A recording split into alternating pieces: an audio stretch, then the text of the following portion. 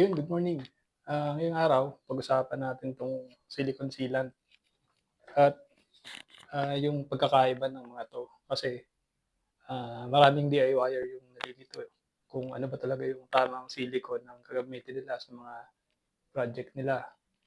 Ayun, samahan niyo ako guys. Yun na nga, yung silicone pala guys, bago natin umpisahan, kasi napapansin ko sa iba, 'pag naglagay sila ng silicone hindi nila alam kung tama ba yung silicone na ginamit nila sa project nila.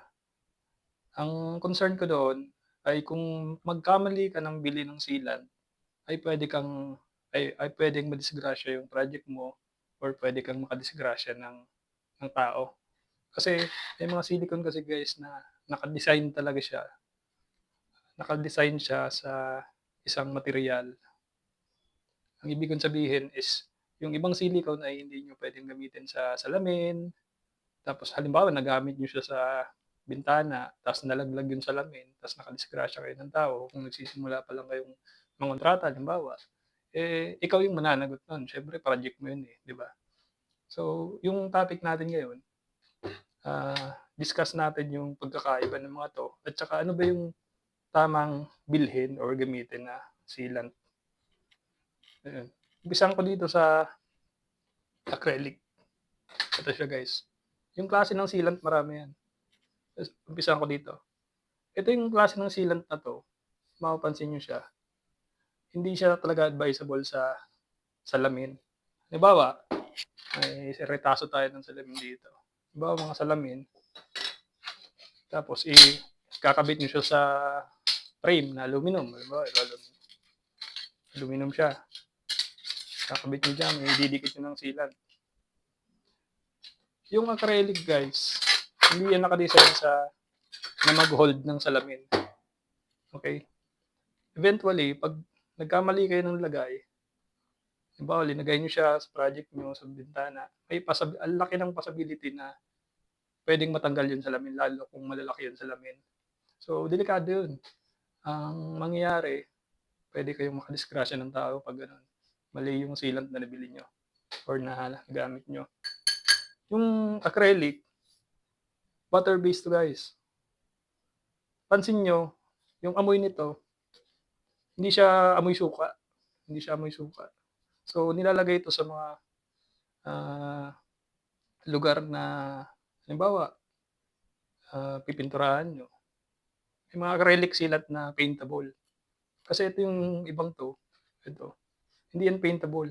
Hindi yan halimbawa pipinturahan o papatungan niyo siya ng latex paint, hindi siya uubra, mukha siyang ano, eh, hindi siya maganda. Ito yung bagay dito, halimbawa manganggap siya ng crown molding, halimbawa gano'n, mga kahoy na kisame, pipinturahan niyo.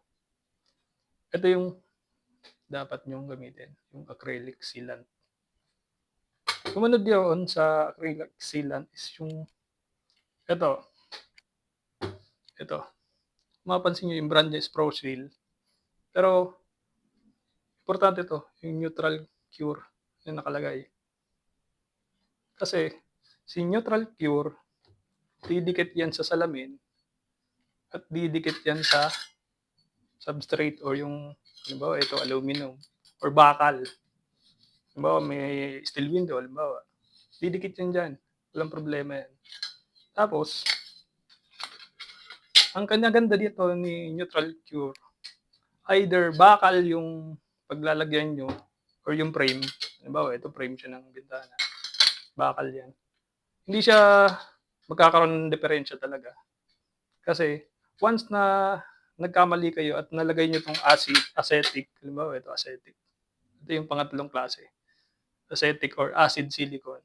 Nalagay niyo yan diyan sa frame, tapos yung frame ng bintana niyo is bakal siya, puwedeng kalawangin kasi yung aluminum guys ito, SOBC, hindi yan kinakalawang, eh. 'Pag acetic ang nalagay niyo tapos ang frame niyo ay bakal, delikado. Kasi ang mangyayari yun, made-delaminate yun. Yung bakal, magre-react yun sa acid or acetic silicone. Yun ang yun ang delikado din doon. Puwede siyang matanggal. Halimbawa ilang ilang buwan lang, matatanggal na yun. magre-react na yung silicone sa frame. Mapapansin nyo kung bakal yung frame nyo or steel window, kakalawangin yun. Tapos, eventually matatanggal yun sa salamin at may pwedeng madisgrasya din. So, itong isa, neutral cure din to. Kaso, Chinese ano kasi siya wala siyang translate nyo nga. Pero neutral cure to. Kasi sinubukan ko to sa frame niya na tubular. Bakal yung frame. Wala namang nangyari. Hindi kinalawang yung frame. So, importante na bago tayo bumili or mag-apply ng silicone, alamin natin kung ano ba yung appropriate. Ito hindi siya silicone guys, pero naka-tube na rin siya eh. So ito, liquid nail to. Madalas din tong ginagamit. Ito, application to kung ididikit mo yung tiles. Halimbawa, tiles siya, tapos pag didikitan nyo ay kahoy o plywood. Gagawa kayo ng bar counter, halimbawa. Or hindi naman salamin na maliit, ididikit nyo sa wall or picture frame. Ito na yun. Hindi nyo kailangan magpako. So, sinama ko na. Although hindi siya silicone, sinama ko na yan kasi madalas naman ginagamit yun ng mga DIYer nating mga kasama. So, ayun. Sana may naintindihan tayo. Kasi, yung iba kasi napapansin ko, bili lang sila ng bili, hindi nila alam kung anong klaseng silicone ba or silicone sealant yung pwede sa project nila. So, tandaan natin, pag bakal or yero, dito ka sa neutral cure. Kasi para di siya kalawangin. Kung mga bathroom naman or crown molding, kahoy, balak nyo pinturahan, dito kayo sa acrylic. So, kung aluminum naman at saka glass, yung frame nyo, hindi kailangan mag-worry na mag-react yung sealant sa frame. Ito, aluminum tsaka glass. Ito. May mabibili kayong acid tsaka acetic. Halos parehas lang yung dalawang yan. Okay lang yan. So, sana may natutunan tayo. Kung may mga gusto kayong itanong, pwede kayong magtanong dito sa comment section. Ayun guys. Tapos, sunod natin yung pag-apply ng silicone sealant. Ito yung caulking gun. Ayun. Ang papakita ko sa inyo kung paano ba dapat ilagay yung sealant ng malinis. Yung hindi siya bukol-bukol, hindi siya pangit tingnan. Kasi minsan yung iba, hirap silang maglagay ng silicone or hindi nila naayos yung paglalagay. Ito yung simpleng ginagawa ko lang. Una, pag bumili kayo ng sealant, kahit ano pa yung brand dyan, may takip pa yan guys. Ayan, may takip yan. So, ang gagawin nyo, kuha kayo ng kutsilyo or cutter. Ayan. Putulin nyo muna siya. Ayan. Pag nyo isasagad dito, kasi hindi nyo na malalagay yung pinakadulo ay itong attachment. Konti lang. Importante na halos buwelo yung sealant na lumabas. Huwag yung konti lang na konting-konti yung bukas. Kasi pangit din yung proseso nyo nun, yung pag-apply nyo, pangit din yung labas nun sa gun. Pangalawa, ang ginagawa ko is, pina-45 ko yung dulo. Ayan, halimbawa ito yung silicone sealant, diba? 45 ko yan, ito yung dulo. Kuha lang kayo ng cutter, again. Ayan. 45 nyo lang siya guys. Ayan. Hindi kailangan sobrang ganda. Basta, ayan. Mapapansin nyo yung dulo niya, kinat ko. Kasi pag pantay, hindi nyo talaga maayos yung paglalagay nyo dyan. Tapos, sayangin natin yung isa. Para sa mga viewer natin, sayangin natin yung isa. Ito, hindi pa siya matigas. So, ito yung caulking gun niya. May mga gun pala guys na wala tong release. Nakagamit na kung pangit siya kasi hindi niya makakontrol yung drip. Ang ginagawa ko kasi, pag nag-apply ako ng sealant, halimbawa, nag-apply tayo dito ng sealant. Pagkatapos nun, pinipress ko 'to para hindi siya tuloy-tuloy na tumulo. Ayan, lagay natin.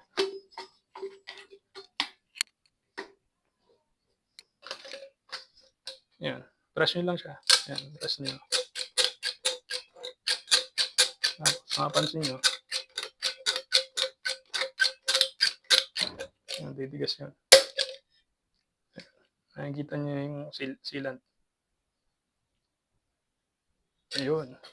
Tapos, pinapress ko siya. Para, pag hindi nyo kasi press to, tutulo ng tutulo yan. So, sayang. So, kuha tayo ng scrap.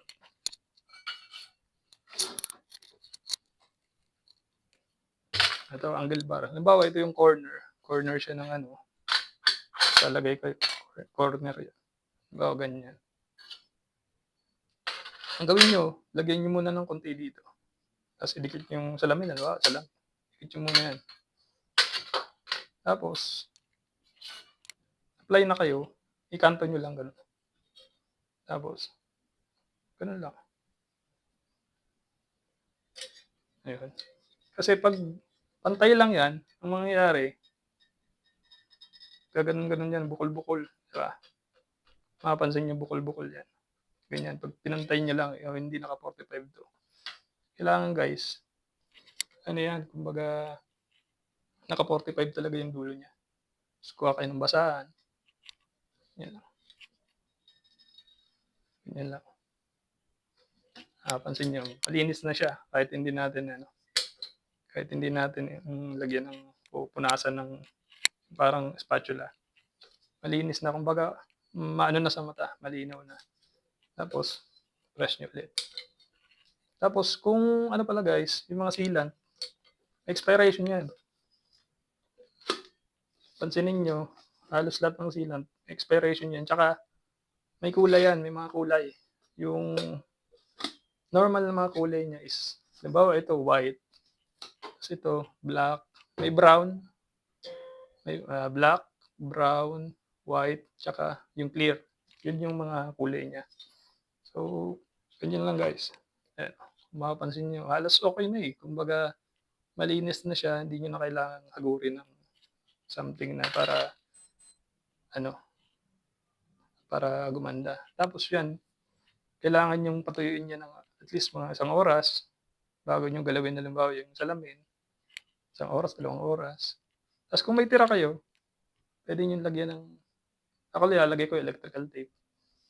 Tapos, ayun, pwede nyo pa siyang magamit ng mga ilang linggo. Halimbawa, 3 linggo. Itong acrylic, matagal tong masira, basta naka-tape lang to. Yung mga, ayan, acetic, tsaka itong neutral cure. Ito, mabilis tong masira eh. So, halos ubos-ubos kung gamitin ko yan eh. Pero ito, matagal siya, yung acrylic. Tapos, ang iba naman, ang ginagawa, para, hindi agad masira, kumukuha sila ng tubig. Halimbawa, may lalagyan sila, tubig. Tapos, kung acrylic, nakalubog lang to sa tubig, nakasubmerge, para matagal. Halimbawa, nag-renovate kayo ng kwarto, nag-renovate kayo. Yan ang ginagawa nila, nakalublob lang yan sa tubig. So, ayun, sana may natutunan tayo at may mga nakuha tayong diskarte doon sa pagsisilikon. Madali lang siya guys. Ito, halos marami kayong mabibili. Hindi naman kailangan sobrang special ng cooking gun nyo. Kumbaga, pwede yung mumurahin ito, halos sandal lang to eh. Yun, salamat. Kung may mga tanong ulit tayo, may mga hindi tayo maintindihan, you're free to comment down below. Ayun mga ka-DIY, kung may additional pa kayo o kung may mga tanong pa kayo about dito sa mga sealant, sagutin ko yan kung kaya ko sagutin sa abot ng aking mga kaya.